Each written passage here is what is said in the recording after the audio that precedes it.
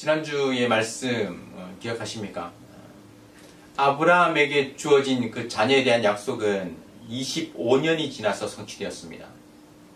왜 하나님은 25년이라는 그 긴 시간을 기다리셨을까요? 하나님께 능력이 없어서가 아니었습니다. 25년이라는 시간은 아브라함과 사라의 힘을 빼는 시간이었어요. 만약 이들에게 아들이 일찍 생겼다면 내 힘으로 낳았다, 우리가 자녀를 낳았다 할 것이 뻔하니까 하나님은 지금까지 기다리신 거예요. 자신의 육체적 상황과 능력으로는 도저히 가망이 없다고 생각하고 포기하도록, 인간적으로는 도저히 어떻게 해볼 수 없다고 생각하는 그 시간을 기다리신 것입니다. 하나님이 아니고서는 안 된다고 생각하는 그 하나님의 때를 기다리신 거예요. 어찌 보면 인간적으로는 절망이라고 생각할 때, 정말 아무것도 할 수 없구나, 절망밖에 없구나 라고 생각하는 그 때를 기다리신 겁니다. 그 때가 바로 하나님께서 일하시는 때라는 사실이죠. 우리가 지난주 주일 예배 말씀에서 이제 룻기를 살펴보고 있는데, 그 말씀을 통해서도 나오미가 정말 절망에 절망을 거듭하며 정말 바닥을 치는 그런 인생, 그때 하나님의 역사가 시작되는 것을 우리가 보았습니다.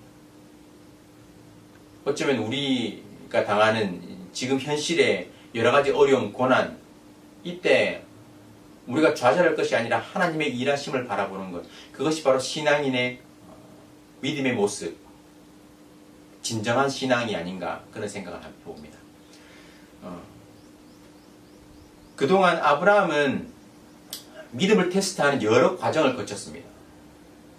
창세기 12장에서 애굽으로 내려가서 사라를 누이라고 속인 이야기, 그리고 13장에서 롯과의 사이에서 땅을 분배하는 이야기, 16장에서는 하갈을 통해서 이스마엘을 낳던 이야기, 그리고 20장에서 그랄 왕 아비멜렉에게 또 사라를 누이라고 속인 그런 이야기.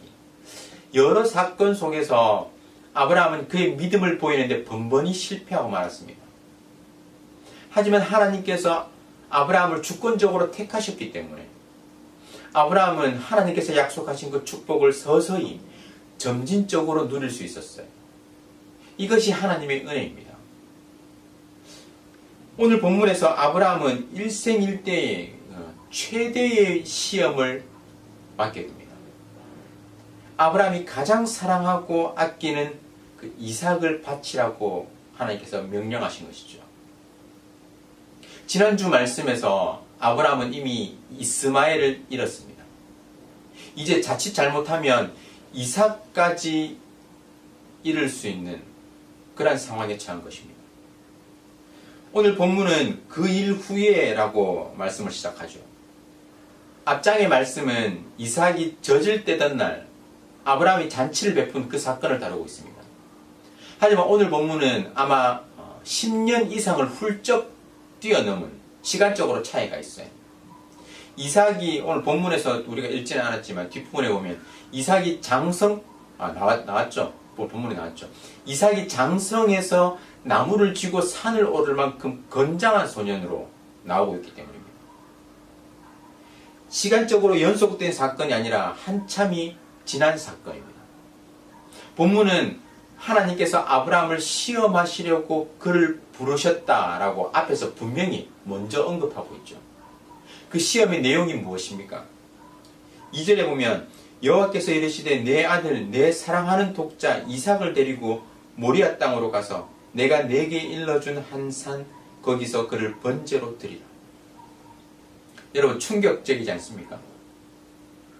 우리는 이 이야기가 어떻게 끝날지 알고 있기 때문에 별 충격이 없어요.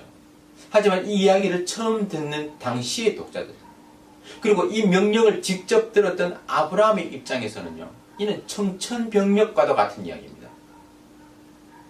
하나님께서 아브라함을 처음 부르셨을 때는 모든 친지와 가족들을 떠나라고 하셨어요. 아버지 집을 떠나라고 하셨습니다. 과거와의 결별이었죠. 하지만 지금 하나님은 아브라함에게 허락하셨던 모든 약속 이삭과 미래에 대한 그 희망과 결별하라고 명령하십니다. 이삭을 번제로 바치게 되면 모든 것이 한순간에 물거품으로 변하기 때문입니다. 그 아브라함을 처음 부르시는 창세기 12장 말씀과 오늘 그 이삭을 번제로 바치라는 창세기 22장 말씀은 놀라울 정도로 비슷합니다. 제가 표를 하나 띄워드릴게요. 두 이야기 모두에서 아브라함에게 큰 믿음을 요구하죠. 고대 근동 사회는 가족을 중심으로 한 부족 사회였습니다. 가족과 고향을 떠나는 것은 자신의 목숨을 위험에 빠뜨리는 것이었어요. 이삭을 번제로 바치라는 명령은 자신의 아들 이삭의 목숨을 내던지는 것이었습니다. 그리고 하나님께서 아브라함에게 처음 하신 말씀과 또 오늘 본문에서 하신 말씀은 모두 명령형으로 시작하죠. 떠나가라. 그리고 오늘 본문에서는 데려가라. 그리고 두 군데 모두 그 명령이 세 개의 목적으로 이루어지는데요. 뒤로 갈수록 더 친밀함을 강조하는 순서로 나열되어 있습니다.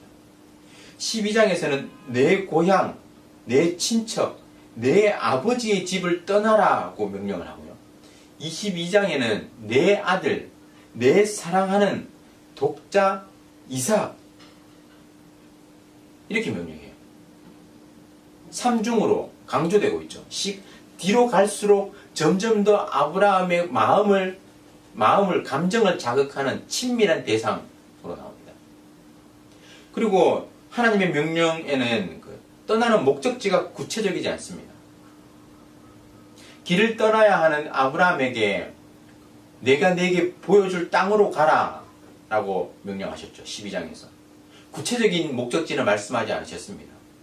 그리고 이번에는 이삭을 데리고 내가 네게 일러준 한 산으로 가라고 하실 뿐 목적지를 분명하게 밝히지 않으십니다. 놀라울 정도로 창세기 12장과 오늘 본문 22장이 비슷하죠. 창세기 저자가 이렇게 두 사건을 비슷하게 기록한 의도가 무엇일까요? 이 두 사건은 아브라함의 믿음의 여정에 있어서 시작이었고 또 끝이었기 때문입니다.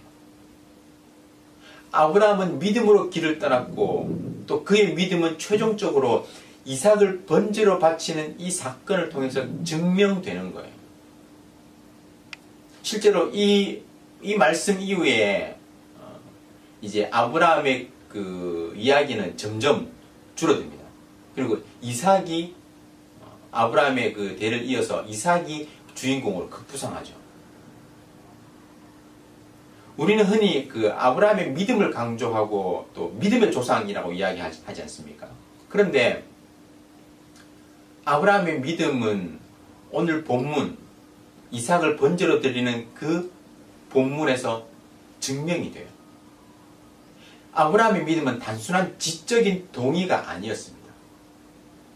그 삶의 행위를 통해서 믿음이 증명되고 완성된 거예요.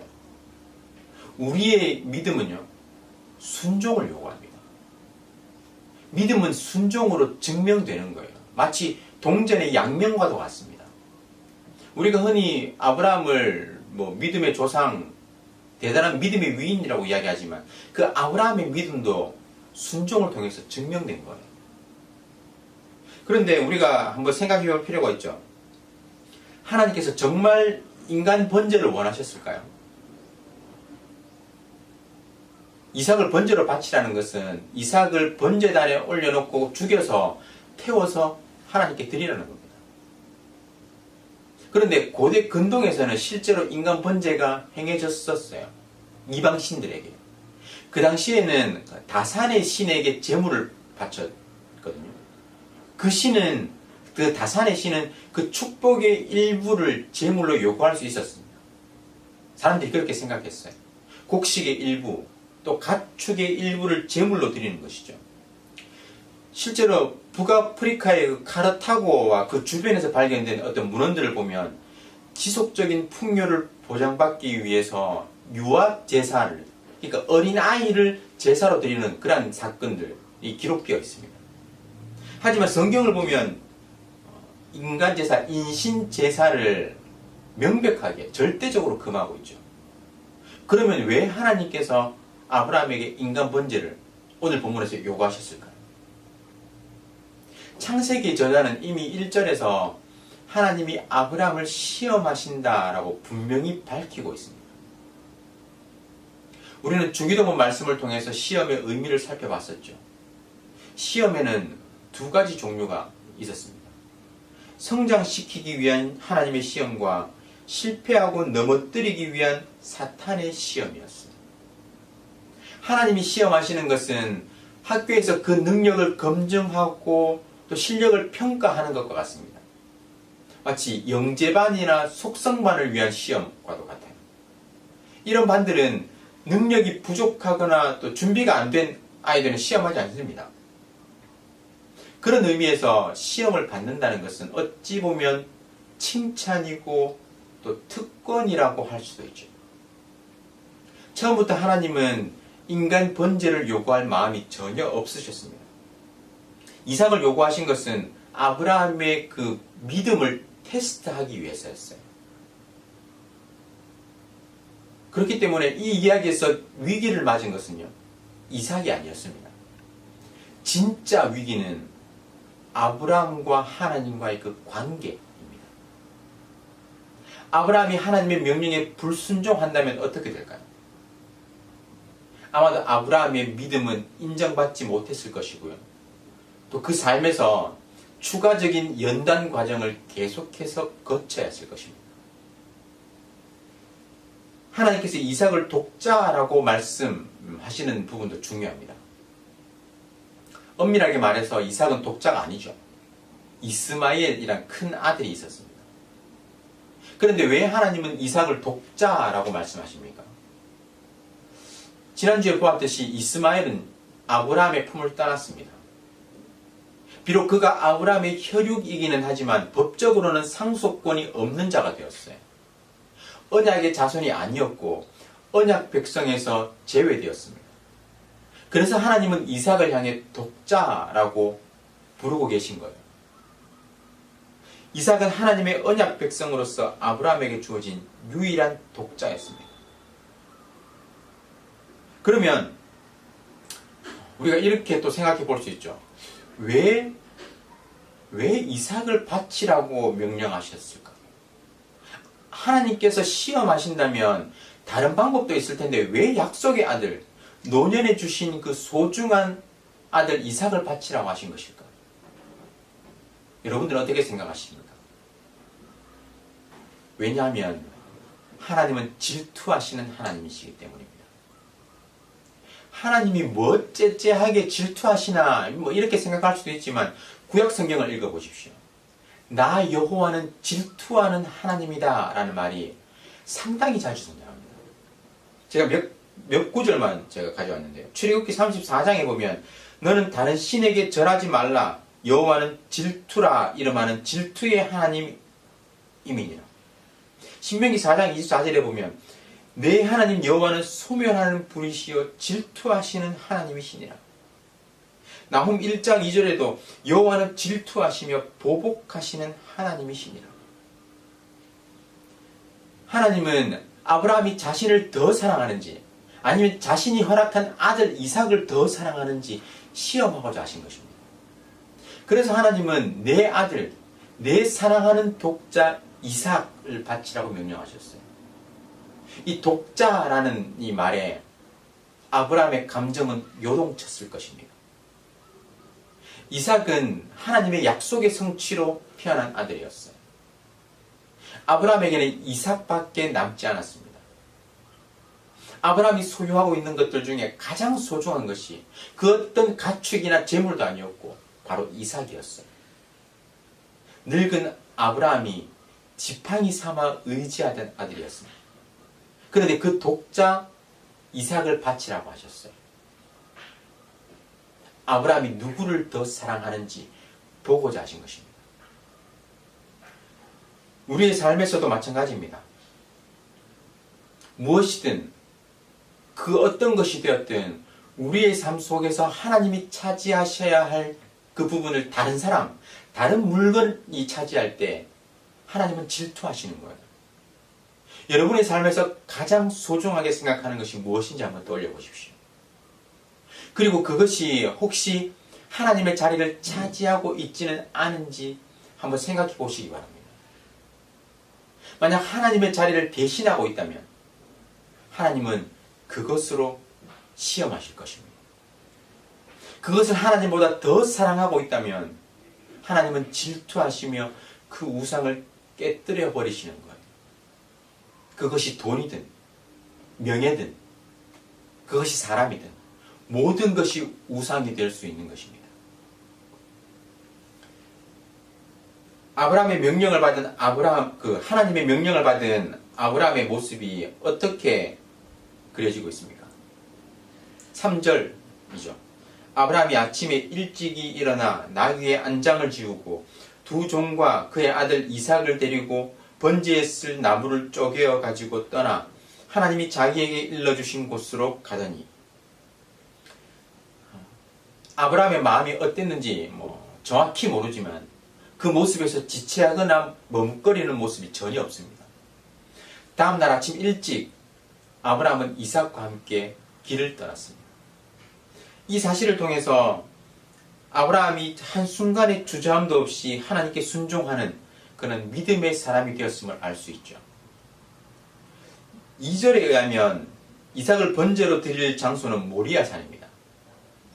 모리아라는 장소는 아주 중요한 장소예요.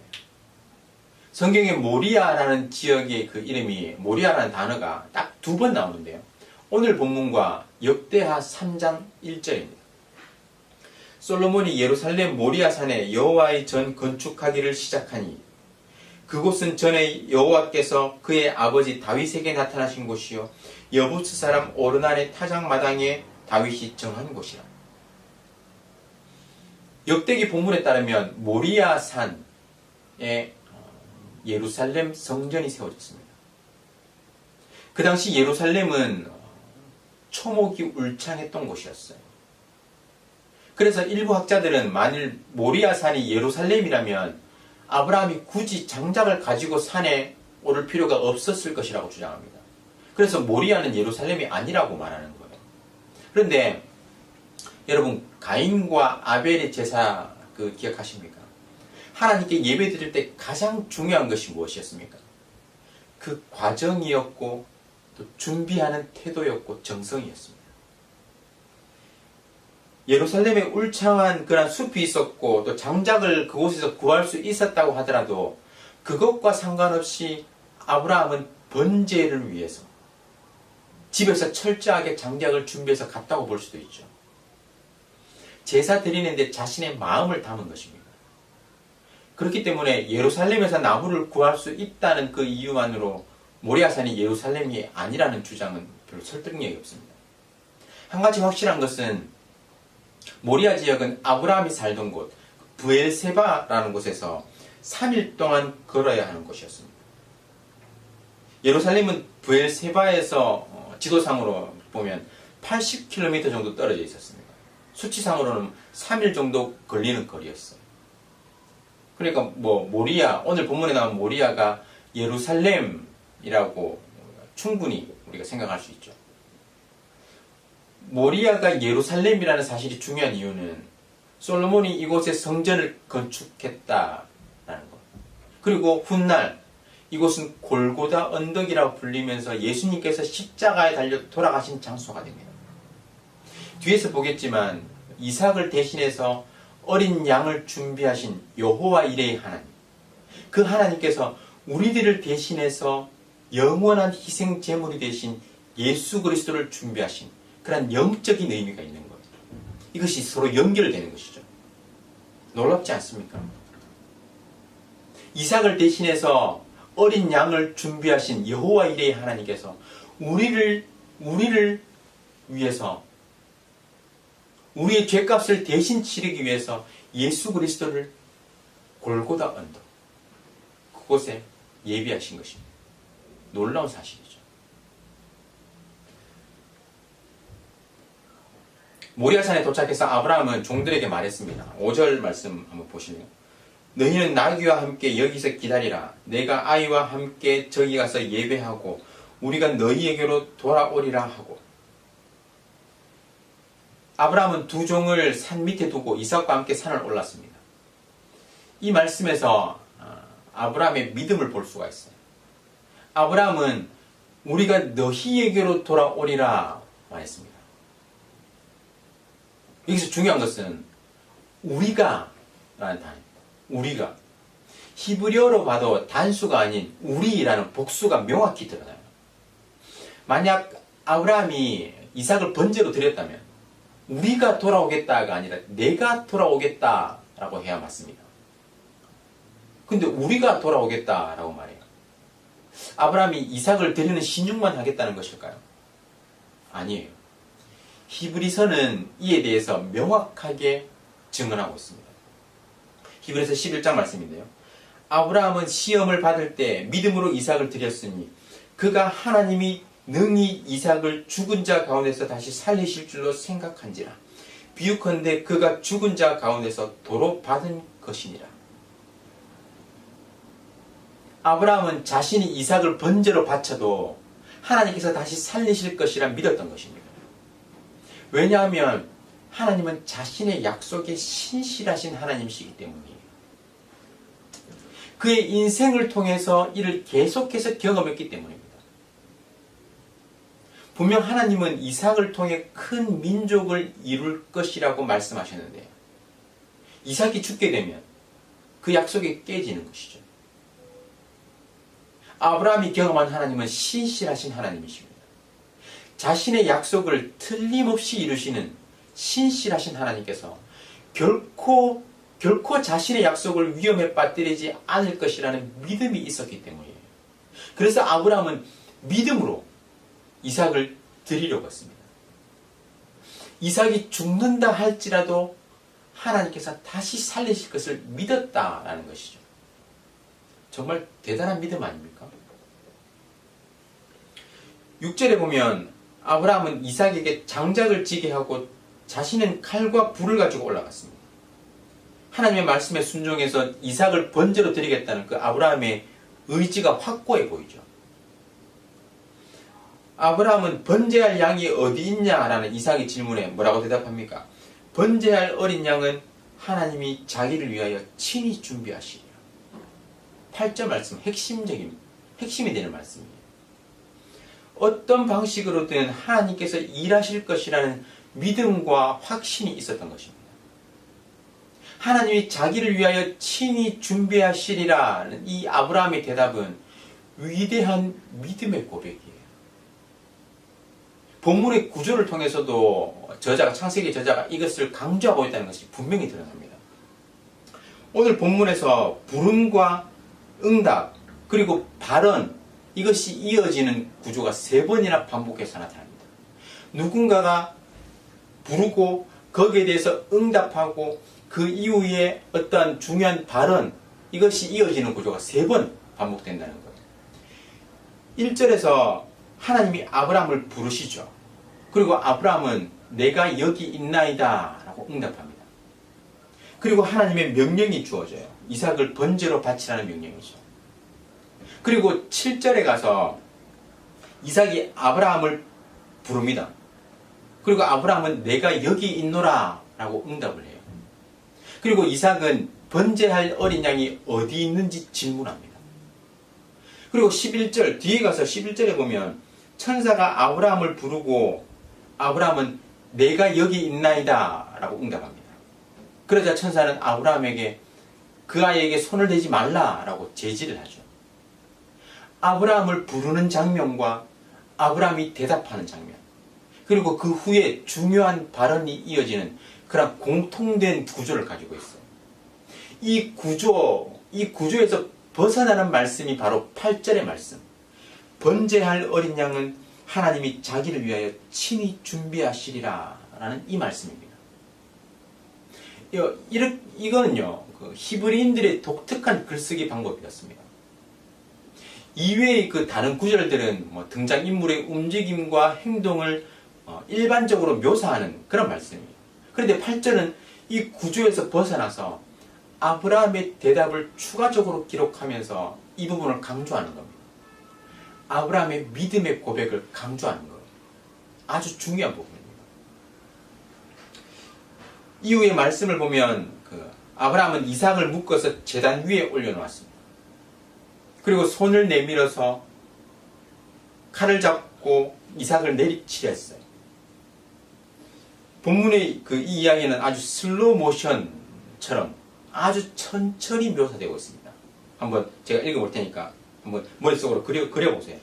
하나님이 그에게 일러주신 곳에 이른지라 이에 아브라함이 그곳에 제단을 쌓고 나무를 버려놓고 그의 아들 이삭을 결박하여 제단 나무 위에 놓고 손을 내밀어 칼을 잡고 그 아들을 잡으려 하니. 앞에서 여러분 혹시 기억하십니까? 아브라함이 하나님의 명령에 순종해서 길을 떠날 때 그때는 그 모습이 아주 빠르게 묘사되어 있습니다. 어떠한 지체함도 없이 어떤 주저함도 없이 아브라함이 이삭을 데리고 그날 다음날 아침에 빨리 집을 나섰다라는 거 이렇게 묘사되고 있죠. 하지만 이삭을 번제로 드리는 이 순간은 아주 천천히 묘사되고 있습니다. 아마도 이 짧은 순간이 아브라함에게는 영원처럼 느껴졌을 거예요.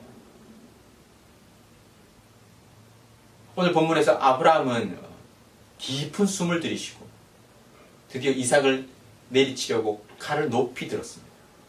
그때 천사의 다급한 음성이 들렸습니다. 아브라함아, 아브라함아. 천사가 급히 아브라함을 말렸던 것이죠. 아이에게 손대지 말라는 말도 2번이나 반복합니다. 12절 말씀 보면 사자가 이르시되 그 아이에게 내 손을 대지 말라. 그에게 아무 일도 하지 말라. 이삭의 털끝 하나 건드리지 말라는 다급하고 단호한 명령이었습니다. 이렇게 아브라함은 최악으로 치닫던 그 시험을 어떻게 보면 무사히 통과했습니다. 그는 하나님과의 관계를 위해서는 아들까지도 바칠 수 있다는 사실을 보여주고 하나님의 인정을 받았습니다. 네가 네 아들 네 독자라도 내게 아끼지 아니하였으니 내가 이제야 네가 하나님을 경외하는 줄을 아노라. 여기에서 아브라함의 믿음을 증명한 것은요, 그의 행위, 실천, 순종이었습니다. 내가 이제야 내가 하나님을 경외하는 줄을 아노라 하는 말은요, 매우 의미심장한 말입니다. 그전에는 하나님이 몰랐다는 말일까요? 우리는 그 인지로서의 지식과 경험으로서의 지식을 구별해야 합니다. 하나님은 아브라함이 어떻게 할 것인지 미리 아셨습니다. 성경 전체가 그 하나님의 전지하심에 대해서 증언하죠. 하지만 하나님은 우리의 마음을 아신다는 사실을 떠나서 우리가 믿음으로 행동을 표현하고 실천하기를 원하시는 거예요. 하나님은 우리가 무엇을 원하시는지 아시지만 그럼에도 불구하고 우리가 기도하기를 원하십니다. 하나님은 우리가 어떤 감정을 가지고 있는지 아시지만 그럼에도 불구하고 우리가 하나님을 찬양하기를 원하시는 거예요. 하나님은 우리에게 믿음과 사랑을 표현하라고 요구하시는 것입니다. 하나님의 말씀을 믿는다는 것을 순종으로 나타내기를 원하시는 거예요. 마치 부모의 입장에서 자녀가 부모를 사랑하는 것을 알지만 그 사랑을 말하고 표현하는 것, 그것을 원하는 것과 마찬가지입니다. 우리의 삶을 돌아볼 필요가 있죠. 과연 나는 하나님을 사랑하는 것만큼 그 사랑을 표현하며 살아가고 있는가? 내가 하나님의 말씀을 믿는 만큼 그것을 실천하며 순종하며 살아가고 있는가? 우리에게 던져봐야 하는 질문입니다. 자신이 가장 정확하게 알죠. 아브라함이 고백한 대로 하나님은 숲풀 속에 걸린 수장 한 마리를 준비하셨습니다. 아브라함은 그것을 가져다가 이삭을 대신해서 번제로 드렸어요. 이 일이 있은 후에 그 장소의 이름을 여호와 이레라고 하였습니다. 여호와께서 준비하심이란 뜻이죠. 여러분 생각해 보십시오. 이곳 이름을 아브라함 샤마, 그러니까 아브라함이 순종하였다라고 해도 되지 않을까요? 아브라함이 위대한 믿음의 모습을 보였는데 왜 여호와 이래? 여호와께서 준비하셨다라고 했을까요? 비록 아브라함이 대단한 순종을 보인 것은 사실입니다. 하지만 이야기의 초점은 그의 믿음이 아니라 하나님의 예비하심과 보살피심에 있는 거예요. 이 일로 인해서 아브라함을 영웅화하거나 또 기념하는 것이 아니라 하나님을 높이고 하나님을 기념하라는 것입니다. 하나님께서 준비하시는 거예요. 여호와 이레의 하나님. 우리는 이 하나님을 믿고 의지해야 합니다. 우리에게 주어진 상황에서 열심을 다해서 최선을 다해서 섬기되 하나님께서 미리 준비해 주실 것을 기대하는 거예요. 우리는 지금 길고 긴 터널을 통과하고 있습니다. 끝이 막힌 동굴이 아니라 찬란한 빛이 비치는 그 터널의 끝이 우리 앞에 놓여 있습니다. 그 끝은 우리가 지나온 시간에 비하면 얼마 남지 않았어요. 그 끝에 하나님은 우리를 위해서 준비하실 것입니다. 그 하나님을 기대하시기 바랍니다. 아브라함이 경험한 여호와 이레의 하나님은 동일한 우리의 하나님, 우리의 여호와 이레 하나님이시기 때문이에요. 그 하나님의 준비하심, 예비하심을 경험하는 저와 여러분 되시기를 주님의 이름으로 축원합니다. 아브라함이 그 시험을 통과한 다음에 하나님은 그와 맺었던 언약을 다시 한번 확인해 주셨습니다. 17절 말씀인데요. 내가 네게 큰 복을 주고 내 씨가 크게 번성하여 하늘의 별과 같고 바닷가의 모래와 같게 하리니 내 씨가 그 대적의 성문을 차지하리라. 하나님은 이삭을 축복하셔서 많은 자손의 씨앗으로 삼으실 것을 다시 한번 확증해 주셨습니다. 아담과 하와 이후에 지속적으로 반복된 그 자손에 대한 축복이 다시 한번 확인되고 있죠. 이 언약의 반복에서 중요한 사실이 추가되었습니다. 하나님은 자신의 이름을 걸고 맹세하시는 거예요. 앞에 말씀 16절 말씀인데요. 이르시되 여호와께서 이르시기를 내가 나를 가리켜 맹세하노니 내가 이같이 행하여 내 아들 내 독자도 아끼지 아니하였음즉. 이전에 있었던 언약의 약속들에서 한 번도 등장한 적이 없는 말씀이에요. 구약 성경에서 내가 아브라함에게 맹세한 땅이라고 언급할 때 바로 오늘 본문을 가리키는 것입니다. 그리고 이 언약에서 발전이 이루어지고 있어요. 아브라함의 씨가 대적의 성문을 차지할 것이라는 내용은 가나안 정복에 대한 암시입니다. 광야에 생활하던 그 이스라엘 백성들에게 이 말씀은요, 특별하게 다가왔을 거예요. 이 말씀을 기억하며 자신들에게 약속의 땅으로 인도하실 그 하나님을 신뢰하게 되었을 거라는 거죠. 그리고 이 언약에서 아브라함의 순종이 강조되고 있습니다. 우리가 앞에서도 아브라함의 순종을 살펴봤지만 지금까지 주어진 그 언약의 약속들은요, 순전히 하나님의 은혜였습니다. 하지만 본문에서 가장 강조되는 것은 아브라함의 순종이에요. 16절에 보면 내 아들 내 독자도 아끼지 아니하였은즉 되어 있고요. 또 18절에 보면 내가 나의 말을 준행하였음이니라 라고 되어 있죠. 이 16절과 18절 그 사이에 이 순종의 말씀 사이에 언약의 재확인이 들어가 있습니다. 너에게 큰 복을 주고 내 씨가 그 대적의 성문을 차지할 것이다. 그러니까 이 구절들은 내용적으로 보면 A가 있고요. 아브라함의 순종을 가리키는 A가 있고 A 프라임 18절에서 또 순종이 있고 그 사이에 하나님의 약속이 들어가 있는 거예요. 샌드위치 구조라고 할 수 있죠. 히브리인들의 독특한 글쓰기 방법입니다. 이러한 구조는 축복이 그의 순종과 연관이 있다라는 것을 분명히 드러내고 있죠. 창세기 15장에서 하나님은 그 아브라함의 믿음을 의로 인정하셨습니다. 하지만 오늘 본문을 통해서 아브라함의 믿음은 단순한 지식적인 동의나 감정이 아니라는 것, 그것이 확실해졌죠. 우리의 믿음은 우리의 순종으로 드러나야 합니다. 우리의 믿음이 진짜라는 것은 순종을 통해서 증명되는 거예요. 코로나라는 시험 또한 우리의 믿음을 증명할 수 있는 시험대입니다. 코로나로 인해서 이리저리 흔들리는 것이 아니라 믿음으로 굳건히 서서 말씀에 순종하는 모습으로 여러분의 믿음을 증명하시기를 주님의 이름으로 축원합니다. 그 순종을 통해서 실제로 하나님의 약속의 성취, 하나님의 예비하심, 하나님의 회복케 하심을 경험하는 저와 여러분 되시기를 주님의 이름으로 축원합니다.